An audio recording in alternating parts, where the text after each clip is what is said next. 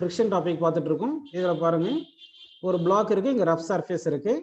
இப்போ வந்து நான் இங்கே வந்து ஒரு ஃபோர்ஸ் அப்ளை பண்ணுறேன். இந்த ஃபோர்ஸ் அப்ளை பண்ணால் இங்கே ஃப்ரிக்ஷன் ஃபோர்ஸ் வந்து ஆக்ட் ஆகுது.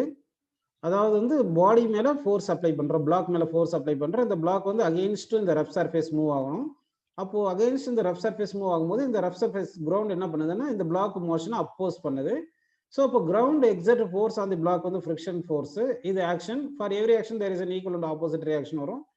அது வந்து இந்த பிளாக் வந்து இந்த கிரவுண்ட் மேலே ஃப்ரிக்ஷன் இந்த டைரக்ஷனில் ஆக்ட் ஆகும். அதை பற்றி நமக்கு பிரச்சனை இல்லை. இப்போ இந்த ஃபோர்ஸ் அப்ளைடு ஃபோர்ஸ் வந்து less than sufficient force required to move அப்படின்னு இருந்துச்சுன்னா இந்த சிஸ்டம் வந்து ரெஸ்ட்ல இருக்கும். அப்போ சிஸ்டம் ரெஸ்ட்ல இருக்கும்போது இதுக்கு மேலே ஃப்ரிக்ஷன் ஃபோர்ஸ் ஒன்று ஆக்ட் ஆகுது, அடுத்து அப்ளைட் ஃபோர்ஸ் ஒன்று ஆக்ட் ஆகுது. அப்போ சிஸ்டம் ரெஸ்ட்ல இருந்துச்சுன்னா friction force is equal to applied ஃபோர்ஸாக இருக்கும். சரிங்களா? இப்போ வந்து இங்க ஃப்ரிக்ஷன் ஃபோர்ஸ் ஆக்ட் ஆகுது இல்லைங்களா? இந்த ஃப்ரிக்ஷன் ஃபோர்ஸ் ஆக்ட் ஆகுறது பிட்வீன் தி சர்ஃபேசஸ் ஆக்ட் ஆகுது. இந்த ஃப்ரிக்ஷன் வந்து எப்படி ஆக்ட் ஆகுதுன்னா இந்த பிளாக் வந்து rest with respect to ground, அதாவது one surface rest with respect to another surface அப்படி இருக்கு இல்லைங்களா? அப்போ ரெஸ்ட்ல இருக்கும் போது ஃப்ரிக்ஷன் ஆக்ட் ஆகுறதுனால இந்த ஃப்ரிக்ஷன் நம்ம என்ன சொல்றோம்னா ஸ்டாட்டிக் ஃப்ரிக்ஷன். என்ன சொல்றோம்னா ஸ்டாட்டிக் ஃப்ரிக்ஷன் அப்படின்னு நம்ம சொல்றோம். அப்போ ஸ்டாட்டிக் ஃப்ரிக்ஷன் என்னன்னு சொல்லுங்க. The frictional force acts between the surfaces when there is no relative motion தான் static friction அப்படின்னு எடுத்துக்கிறோம். புரியுதுங்களா? சரி, இந்த ஸ்டாட்டிக் ஃப்ரிக்ஷன் என்ன ஆகும்னா ஜீரோல இருந்து இன்க்ரீஸ் ஆகிட்டே இருக்கும். இந்த அப்ளைட் ஃபோர்ஸ் இன்க்ரீஸ் பண்ணிட்டே இருந்தால் அந்த ஃப்ரிக்ஷன் ஃபோர்ஸ் இன்க்ரீஸ் ஆகிட்டே இருக்கும். அப்போ ஸ்டாட்டிக் ஃப்ரிக்ஷன் ஜீரோல இருந்து சம் மேக்ஸிமம் ஃப்ரிக்ஷன் வரைக்கும் வரும். அந்த மேக்ஸிமம் ஃப்ரிக்ஷனை தான் நம்ம என்ன சொல்றோம்னா லிமிட்டிங் ஃப்ரிக்ஷன். என்ன சொல்றோம்? Limiting friction. லிமிட்டிங் ஃப்ரிக்ஷன் அப்படின்னு சொல்றோம்ப்பா. லிமிட்டிங் ஃப்ரிக்ஷன் அப்படின்னு சொல்றோம். இந்த லிமிட்டிங் ஃப்ரிக்ஷனுக்கு இன்னொரு பேர் என்ன பார்த்தீங்கன்னா maximum static friction. Maximum static friction. Maximum static friction அப்படின்னு நம்ம எடுத்துக்கிறோம். Maximum static friction. சரிங்களா? இந்த மேக்ஸிமம் ஸ்டாட்டிக் ஃப்ரிக்ஷன் இந்த லிமிட்டிங் ஃப்ரிக்ஷன் எப்படி டினோட் பண்றோம்னா FL அப்படின்னு சொல்றோம். லிமிட்டிங் ஃப்ரிக்ஷன் FL ன்னு சொல்றோம். சரி, இந்த லிமிட்டிங் ஃப்ரிக்ஷன் டிபெண்ட்ஸ் ஆன் எந்த குவான்டிட்டி வரும் அப்படின்னு பார்த்தீங்கன்னா வந்து இந்த பிளாக் வந்து கிரவுண்டை புஷ் பண்ற மாதிரி இருக்கும் இல்லைங்களா? அப்போ வந்து இந்த mg ஃபோர்ஸ் இப்படி ஆக்ட் ஆகுதுன்னு எடுத்துங்க. அப்போ நார்மல் ரியாக்ஷன் வந்து இந்த பிளாக் மேல ஆக்ட் ஆகும். நார்மல் ரியாக்ஷன் இந்த பிளாக் மேல ஆக்ட் ஆகும். இப்போ வந்து இந்த பிளாக் மேல இன்னொரு பிளாக் வச்சிங்கன்னா என்ன ஆகும்னா இந்த புஷிங் ஃபோர்ஸ் அதிகமாகும், நார்மல் ரியாக்ஷன் அதிகமாகும். அப்போ நம்ம புஷ் பண்றது கஷ்டமா இருக்கும். அப்போ புஷ் பண்றது கஷ்டமா இருக்குன்னா என்ன ஆகுது? உங்களுக்கு ஃப்ரிக்ஷன் ஃபோர்ஸ் அதிகமாக இருக்கு. நல்லா பாருங்க, இப்போ ஒரு ஆப்ஜெக்ட் மேல இன்னொரு ஆப்ஜெக்ட் எடுத்து வச்சோம்னா புஷிங் ஃபோர்ஸ் அதிகமாயிருக்கு, நார்மல் ரியாக்ஷன் அதிகமாயிரும். அப்போ வந்து நம்ம இந்த சிஸ்டம் மூவ் பண்ண வைக்கணும். அதாவது இன்னொரு ஆப்ஜெக்ட் இப்படி வைக்கிறேன்னு அஸ்யூம் பண்ணிக்கிங்க. அப்போ மூவ் பண்றதுக்கு இந்த பாடியை மூவ் பண்றதுக்கு வந்து ஹாரிசான்டல் ஃபோர்ஸ் ரிக்வயர்ட் வந்து ஒரு அதிகமாக வேணும். ஏன்னா வந்து ஃப்ரிக்ஷன் இன்க்ரீஸ் ஆயிருது. அப்போ friction depends on normal reaction வருமா, நார்மல் ரியாக்ஷன் வராதா? அப்போ நார்மல் ரியாக்ஷன் இன்க்ரீஸ் ஆகிட்டே இருந்தா ஃப்ரிக்ஷன் ஃபோர்ஸ் இன்க்ரீஸ் ஆகிட்டே தானே இருக்கு. அப்படின்னா வந்து frictional force is directly proportional to normal reaction. Frictional force என்ன வரும்னு சொல்லுங்க? Directly proportional to normal reaction வருது. சரிங்களா? இப்போ இந்த ப்ரொபோர்ஷனாலிட்டியை ரிமூவ் பண்றதுக்கு நம்ம ஒரு கான்ஸ்டன்ட் இன்க்ளூட் பண்றோம். அந்த கான்ஸ்டன்ட் தான் கோஎஃபிஷியன்ட் ஆஃப் ஃப்ரிக்ஷன். அதாவது கான்ஸ்டன்ட்ஸ் வந்து மேத்தமெட்டிக்ஸ்ல கோஎஃபிஷியன்ட் தானே சொல்லுவாங்க. இது ஃப்ரிக்ஷன்ல படிக்கிறதுனால இதுக்கு பேர் என்ன சொல்றோம்ப்பா? Coefficient of friction. Coefficient of friction அப்படின்னு நம்ம சொல்றோம். கோஎஃபிஷியன்ட் ஆஃப் ஃப்ரிக்ஷன் அப்படின்னு எடுத்துக்கிறோம். சரிங்களா? சரி, இந்த ஃப்ரிக்ஷன் வந்து மியூஎஸ் ன்னு சொல்லியிருக்கேன். Coefficient of static friction. ஆக்சுவலா இது வந்து கோஎஃபிஷியன்ட் ஆஃப் ஸ்டாட்டிக் ஃப்ரிக்ஷன் அப்படின்னு நம்ம எடுத்துக்கிறோம். இதுதான் எஃப்எஸ் எடுத்துக்கிறோம். இந்த எஃப்எஸ் வந்து பாத்தீங்கன்னா சாதாரண எஃப்எஸ் இல்ல, லிமிட்டிங் ஃப்ரிக்ஷன். அதாவது maximum static friction. Maximum static friction அதான் லிமிட்டிங் ஃப்ரிக்ஷன் சொல்றோம். அப்போ limiting friction is equal to mu s into N. Mu s into என்னு வந்திருக்கு. சரிங்களா? அப்போ உங்களுக்கு என்ன புரிஞ்சிருக்குன்னா இது லிமிட்டிங் ஃப்ரிக்ஷன் மேக்ஸிமம் ஃப்ரிக்ஷன் வந்து மியூஎஸ் என் வருது. அப்படின்னா ஃப்ரிக்ஷன் வந்து ஸ்டாட்டிக் ஃப்ரிக்ஷன் எவ்வளவு இருக்கும்? ஜீரோல இருந்து மேக்ஸிமம் ஃப்ரிக்ஷன் வரைக்கும் தானே இருக்கும்னு சொன்னேன். அப்போ ஃப்ரிக்ஷன் வந்து ஸ்டாட்டிக் ஃப்ரிக்ஷன் எவ்வளவு இருக்கும் பாத்தீங்கன்னா 0 to லிமிட்டிங் ஃப்ரிக்ஷன். அந்த லிமிட்டிங் ஃப்ரிக்ஷன் தான் மேக்ஸிமம் ஸ்டாட்டிக் ஃப்ரிக்ஷன். அப்போ static friction is greater than or equal to 0, less than or equal to இது லிமிட்டிங் ஃப்ரிக்ஷன். சரிங்களா? லிமிட்டிங் ஃப்ரிக்ஷன் தான் மியூஎஸ் என் அப்படின்னு நம்ம எடுத்துக்கிறோம். சரிங்களா? இப்போ வந்து என்ன பண்ணலாம்னா எங்கேயாவது வந்து உங்களுக்கு லிமிட்டிங் ஃப்ரிக்ஷன் கேட்டாங்கன்னா, லிமிட்டிங் ஃப்ரிக்ஷன் கேட்டிருக்காங்க.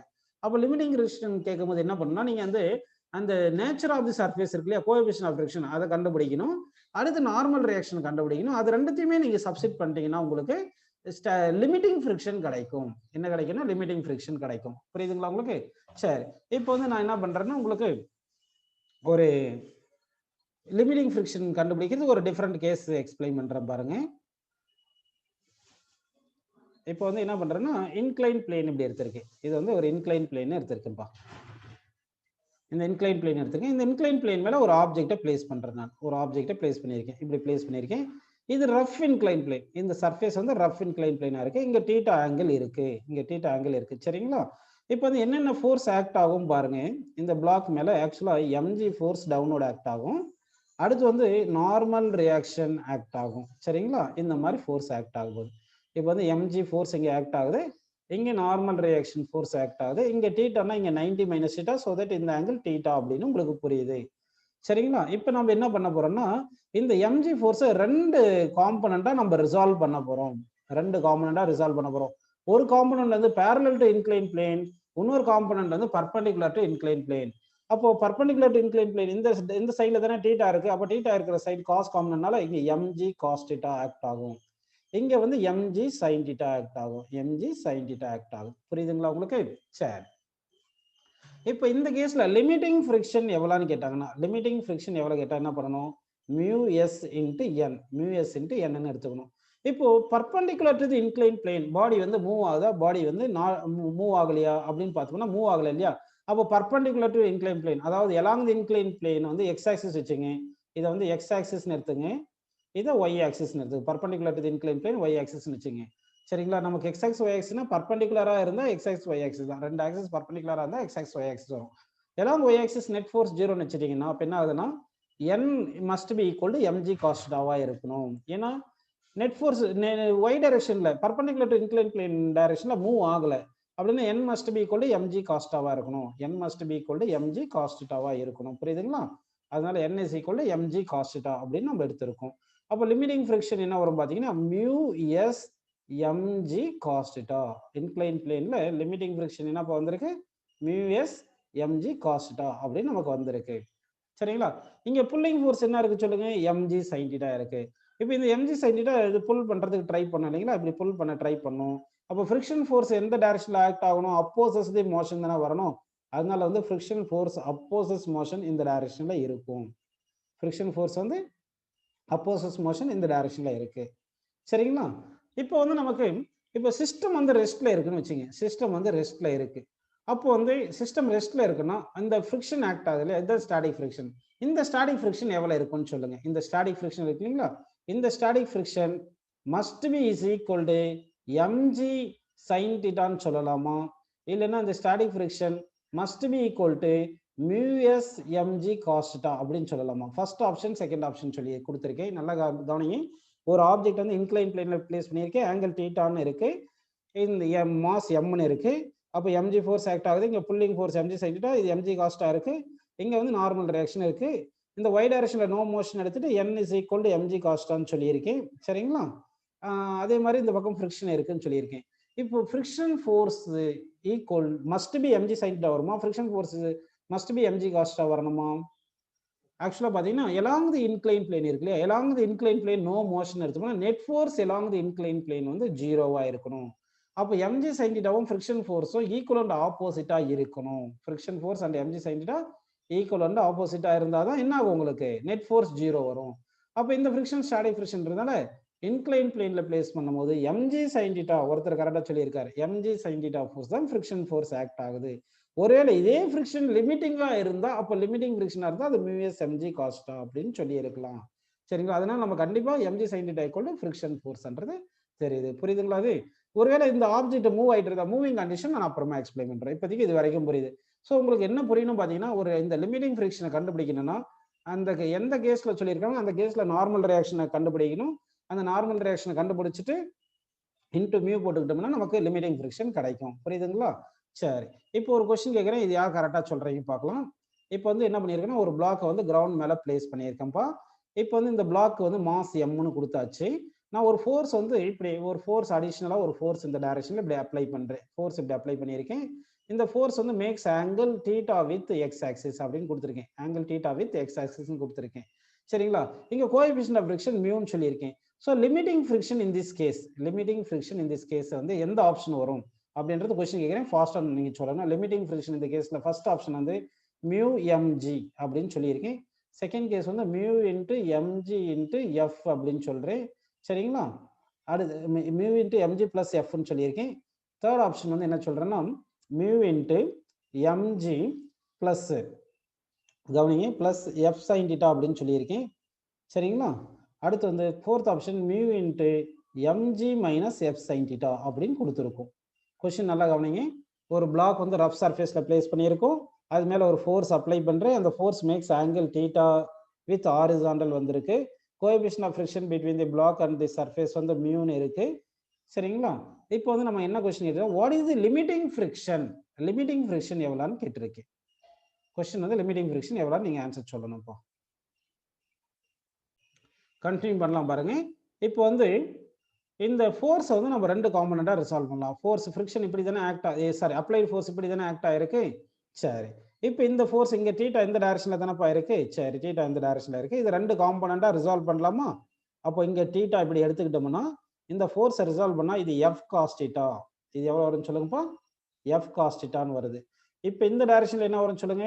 எஃப் சைன் தீட்டான்னு வருது. கரெக்டுங்களா? எஃப் சைன் தீட்டான்னு வருது. அப்போ இந்த எஃப் வந்து ரெண்டு காம்பனண்டா நான் பிரிச்சுட்டேன். அடுத்து வேற என்ன ஃபோர்ஸஸ் ஆக்ட் ஆகுது? mg ஒரு ஃபோர்ஸ் இந்த பிளாக் மேல ஆக்ட் ஆகுது. நார்மல் ரியாக்ஷன் ஒரு ஃபோர்ஸ் ஆக்ட் ஆகுது. இப்போ வந்து y டைரக்ஷன்ல இந்த பாடி மூவ் ஆகாது இல்லையா? அப்போ y டைரக்ஷன் நெட் ஃபோர்ஸ் 0 போடணும். y டைரக்ஷன்ல நெட் ஃபோர்ஸ் 0 போடணும். அப்போ y டைரக்ஷன்ல என்ன இருக்கு பாருங்க, அப்வர்ட் ஃபோர்ஸ் n இருக்கு, டவுன்வர்ட் ஃபோர்ஸ் என்ன இருக்கு, f sin θ 1 இருக்கு, அடுத்து ஒரு mg இருக்கு. கரெக்ட்டுங்களா? இது ஈக்குவல் டு 0 போட்டுக்குமா, டோட்டல் ஃபோர்ஸ் ஈக்குவல் டு 0. இதுல இருந்து normal reaction is equal to mg plus f sin θ, mg plus f sin θ. இப்போ நம்ம லிமிட்டிங் ஃப்ரிக்ஷன் தானே கேட்டிருக்கோம். லிமிட்டிங் ஃப்ரிக்ஷன் ஃபார்முலா என்னது? மியூ இன்ட்டு n தானப்பா. அப்போ மியூ இன்ட்டு n எவ்வளவு கண்டுபிடிச்சிருக்கோம்? mg plus f sin θ, mg plus f sin θ. அவ்வளவுதானே? அப்போ இந்த ஆன்சர் என்ன வருது பாருங்க, mu into mg plus f sin θ. Third option correct. புரியுதுங்களா உங்களுக்கு? சரி, இதே மாதிரி அடுத்த கொஸ்டின் கேட்குறேன், கரெக்டாக ஆன்சர் சொல்லணும் நீங்க. சரிங்களா? இப்போ சொல்லிடுவீங்கன்னு நினைக்கிறேன், எல்லாரும் கரெக்டாக சொல்லிடுவீங்க.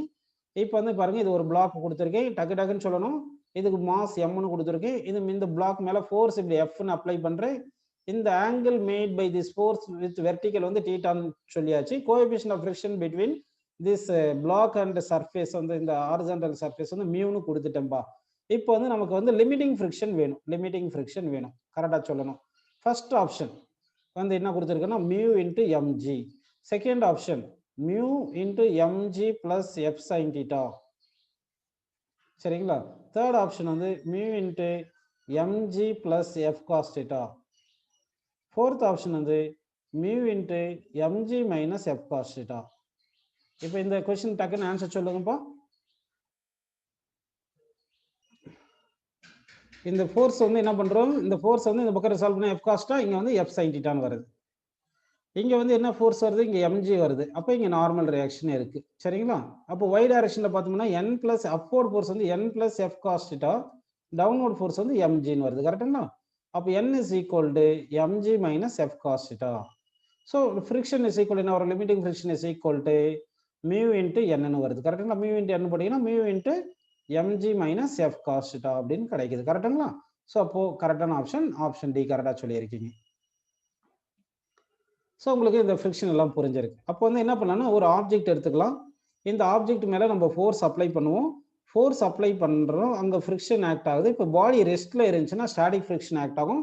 அந்த static friction value greater than or equal to 0, less than or equal to limiting friction.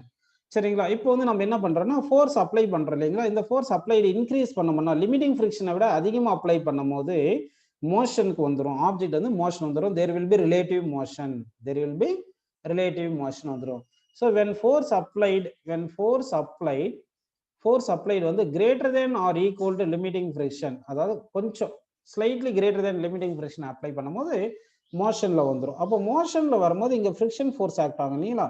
இந்த ஃப்ரிக்ஷனை தான் நம்ம என்ன சொல்றோம்னா கைனடிக் ஃப்ரிக்ஷன். என்ன சொல்றோம்ப்பா? கைனடிக் ஃப்ரிக்ஷன் அப்படின்னு சொல்றோம். கைனடிக் ஃப்ரிக்ஷன் அப்படின்னு நம்ம எடுத்துக்கிறோம். சரிங்களா? ஸோ அப்போ கைனடிக் ஃப்ரிக்ஷன் வந்து நம்ம டினோட்டட் பை சிம்பிள் என்ன எடுத்துக்கிறோம் பார்த்தீங்கன்னா எஃப்கேன்னு எடுத்துக்கிறோம். கைனடிக் ஃப்ரிக்ஷன் என்றது friction acts between two surfaces when there is a relative motion between the two surface அப்படின்னு நம்ம எடுத்துக்கிறோம். புரியுதுங்களா? ஸோ இந்த kinetic friction also depends on normal reaction. இந்த kinetic friction also depends on normal reaction. To remove this proportionality we are including a constant that is mu k into n அப்படின்னு எடுத்துக்கிறோம். இந்த mu k என்றது என்ன பார்த்தீங்கன்னா coefficient of kinetic friction. coefficient of kinetic friction.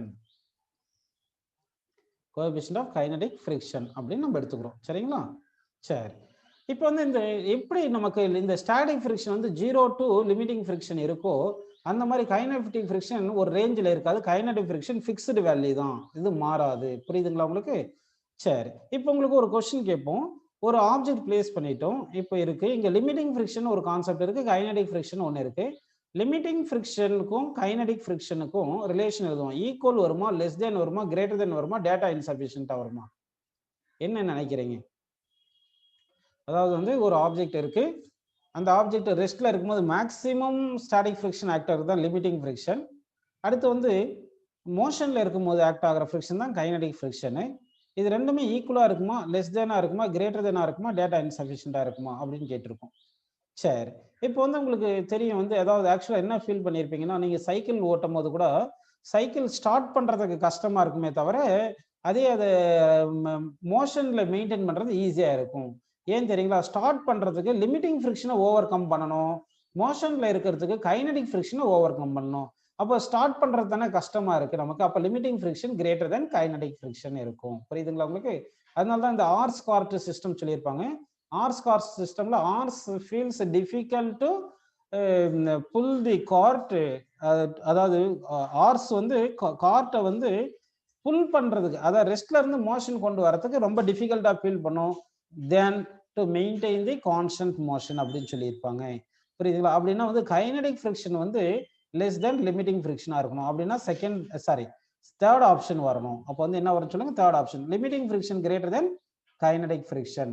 ஏன்னா எப்பவுமே எந்த ஒரு மோஷனும் பார்த்தீங்கன்னா ரெஸ்ட்ல இருந்து மோஷன் கொண்டு வர்றது கஷ்டமா இருக்கும், மோஷனை மெயின்டைன் பண்றது ஈஸியா இருக்கும். ஏன்னா வந்து limiting friction greater than kinetic friction. அதாவது லிமிட்டிங் ஃப்ரிக்ஷனுக்கு ஃபார்முலா வந்து மியூஎஸ் என்ன தானே இருக்கிறோம். இந்த மியூஎஸ் வந்து கிரேட்டர் தென் மியூகேவா இருக்கும். மியூஎஸ் வந்து கிரேட்டர் தென் மியூகேவா இருக்கு. புரியுதுங்களா உங்களுக்கு? அதனால தான் வந்து உங்களுக்கு limiting friction greater than kinetic friction. எப்பயாவது நம்ம ப்ராப்ளம் சால்வ் பண்ணும்போது இந்த மியூஎஸ் மியூகே, இது என்னது மியூகே, நமக்கு ப்ராப்ளம் சால்வ் பண்ணும்போது வந்து மியூஎஸ் மியூகே ரெண்டு தனித்தனியா கொடுத்துருந்தாங்கன்னா நீங்க லிமிட்டிங் ஃப்ரிக்ஷன் கண்டுபிடிக்கிறதுக்கு மியூஎஸ் என்ன போட்டு கண்டுபிடிங்க, கைனடிக் ஃப்ரிக்ஷன் கண்டுபிடிக்கிறது மியூகே என்னன்னு போட்டு கண்டுபிடிங்கப்பா. சரிங்களா?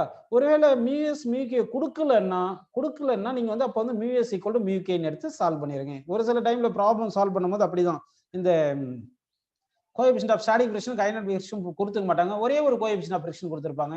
ஸோ அந்த மாதிரி ப்ராப்ளம் பண்ணும்போது நமக்கு மியூஎஸ் ஈக்குவல் டு மியூகேன்னு எடுத்து பண்ணணும். புரியுதுங்களா உங்களுக்கு? சரிப்பா.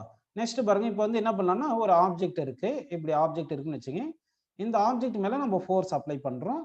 இப்படி ஃபோர்ஸ் அப்ளை பண்ணும்போது இது மூவ் ஆகுது. அப்போ ஃப்ரிக்ஷன் ஃபோர்ஸ் இங்க இந்த டைரக்ஷன்ல ஆக்ட் ஆகுது. சரிங்களா? இந்த ஃப்ரிக்ஷன் ஃபோர்ஸ் வந்து எலக்ட்ரோமேக்னெட்டிக் ஃபோர்ஸ். இந்த மேக்ஸிமம் ஃப்ரிக்ஷன் வந்து லிமிட்டிங் ஃப்ரிக்ஷன். மேக்ஸிமம் ஃப்ரிக்ஷன் என்ன சொல்றோம்? லிமிட்டிங் ஃப்ரிக்ஷன் அப்படின்னு எடுத்துக்கிறோம். சரிங்களா? இது ஹாரிசான்டல் கிரவுண்ட் எடுத்துக்கலாம். இந்த கிரவுண்ட் மேல ஒரு பிளாக் வைக்கலாம், நம்ம ஒரு பிளாக் வைக்கிறோம். சரிங்களா? இங்க வந்து நமக்கு என்ன ஆகும்னா லிமிட்டிங் ஃப்ரிக்ஷன் வந்து மேக்ஸிமம் ஃப்ரிக்ஷன் வந்து லிமிட்டிங் ஃப்ரிக்ஷன் இப்படி ஆக்ட் ஆகுது, இப்படி ஆக்ட் ஆகுது, இந்த டைரக்ஷன்ல ஃப்ரிக்ஷன் ஆக்ட் ஆகுது. சரிங்களா? லிமிட்டிங் ஃப்ரிக்ஷன் இந்த டைரக்ஷன்ல ஆக்ட் ஆகுது. நார்மல் ரியாக்ஷன் எந்த டைரக்ஷன்ல ஆக்ட் ஆகுது? Normal reaction perpendicular to the surface act ஆகுது. நேத்து கிளாஸ்ல சொல்லியிருந்தோம் உங்களுக்கு, நார்மல் ரியாக்ஷன் எலக்ட்ரோமேக்னெட்டிக் ஃபோர்ஸ் தான், லிமிட்டிங் ஃப்ரிக்ஷனும் எலக்ட்ரோமேக்னெட்டிக் ஃபோர்ஸ் தான். அப்போ இந்த நார்மல் ரியாக்ஷன் இந்த லிமிட்டிங் ஃப்ரிக்ஷன் ரெண்டுமே எலக்ட்ரோமேக்னெட்டிக் ஃபோர்ஸ் தானே. அப்போ resultant electromagnetic force, resultant force இருக்கு இல்லையா, நார்மல் ரியாக்ஷனும் electromagnetic force, limiting friction electromagnetic ஃபோர்ஸ்னால இந்த ரெண்டு ஃபோர்ஸோட நார்மல் ரியாக்ஷன் லிமிட்டிங் ஃப்ரிக்ஷன் இந்த ரெண்டு ஃபோர்ஸோட ரிசல்டன்ட் வந்து ஆர் அப்படின்னு எடுத்துக்கிறோம். இப்போ வந்து பாருங்க, இந்த இந்த R make some angle with normal reaction இருக்கு இல்லைங்களா. So angle made by the resultant of limiting friction and normal reaction with normal reaction. அதாவது ரிசல்டன்ட்டுக்கும் நார்மல் ரியாக்ஷனுக்கும் பிட்வீன் இருக்கிற ஆங்கிள் தான் நம்ம என்ன சொல்றோம்னா ஆங்கிள் ஆஃப் ஃப்ரிக்ஷன். என்ன சொல்றோம்? ஆங்கிள் ஆஃப் ஃப்ரிக்ஷன் அப்படின்னு நம்ம சொல்றோம். சரிங்களா? Angle of friction denoted by simple theta. ஒரு சில புக்ல பைன்னு எடுத்திருப்பாங்க. So angle of friction denoted by தீட்டான்னு எடுத்துட்டோம்னா இந்த அட்ஜசன்ட், இந்த தீட்டாக்கு அட்ஜசன்ட் சைடு வந்து n normal reaction, opposite side வந்து லிமிட்டிங் ஃப்ரிக்ஷன் இருக்கு. அப்போ tan θ is equal to opposite side by adjacent side, opposite side by adjacent side போட்டுக்கலாம். ஆல்ரெடி உங்களுக்கு லிமிட்டிங் ஃப்ரிக்ஷனுக்கு என்ன ஃபார்முலா தெரியும்? μs இன்டு n தெரியும் இல்லையா. அப்போ μs இன்டு n தெரியும்னா அப்போ FL பிளேஸ்ல என்ன பண்ணலாம்? μs இன்டு n போட்டு டிவைட் பை n போட்டீங்கன்னா அப்போ இங்க நமக்கு என்ன கேன்சல் ஆகுது பாருங்க, n கேன்சல் ஆயிருச்சுங்களா. அப்போ என்ன மட்டும் இருக்கு? μs மட்டும் இருக்கு. அப்போ tan θ is equal to μs. tan θ is equal என்ன வருது? μs வருது. So θ is equal to tan inverse of mu s, tan inverse of mu s. So angle of friction is equal to tan inverse of coefficient of static friction அப்படின்னு நம்ம எடுத்துக்கிறோம். புரியுதுங்களா உங்களுக்கு? சரி, இப்போ இந்த limiting friction electromagnetic force, normal reaction electromagnetic force, அதாவது limiting friction contact force, இந்த normal reaction contact force. So resultant contact force எவ்வளோன்னு கேட்டா, அப்போ ரிசல்டன்ட் கான்டாக்ட் ஃபோர்ஸ் எவ்வளோன்னு கேட்டாங்கன்னா என்ன பண்ணும், resultant contact force is equal to square root of இந்த ரெண்டு ஃபோர்ஸுமே பர்பண்டிகுலரா தானப்பா இருக்கு, 90 டிகிரி தானே. 2 வெக்டார்ஸ் மேக்ஸ் ஆங்கிள் 90 டிகிரியா இருந்துச்சுன்னா அப்போ ரிசல்டன்ட் என்ன வரும்னு சொல்லுங்க, FL ஸ்கொயர், ரெண்டு வெக்டாரை ஸ்கொயர் பண்ணி ஆட் பண்ணிடணும், FL square plus n square அப்படின்னு போட்டுக்கலாமா. FL இஸ் ஈக்குவல் என்ன ஃபார்முலா, FL ஈக்குவல் என்ன, மியூ எஸ் என்ன, அதை சப்ஸ்டிட் பண்ணிட்டோம்னா அப்போ இதுல இருந்து ரிசல்டன்ட் இஸ் ஈக்குவல் என்ன வரும்னு சொல்லுங்க, square root of mu S square into n square plus n ஸ்கொயர்னு வருதுங்களா. சரி, இதுல இருந்து n ஸ்கொயரை காமனா எடுத்துட்டு என்ன வரும் சொல்லுங்க, resultant is equal to n square root of mu s square plus 1. சரிங்களா, இதுதான் resultant of electromagnetic force. வேணா இந்த n பிளேஸ்ல நம்ம mg போட்டுக்கலாம், இங்க வந்து mg force act ஆகுனீங்களா, n is equal to mg தானே வருது, அப்போ n is equal to mg ன்னு எடுத்தோம்னா இந்த n பிளேஸ்ல mg போட்டோம்னா அப்போ when we place the block on the horizontal surface, maximum contact force இல்லைன்னா maximum resultant force is n பிளேஸ்ல நம்ம mg ன்னு போட்டு mg square root of என்னது mu s ஸ்கொயர் பிளஸ் 1 அப்படின்னு நம்ம எழுதிக்கலாம். சரிங்களா, இந்த ஆன்சர் நமக்கு வரும் ரிசல்டன்ட் ஃபோர்ஸ்.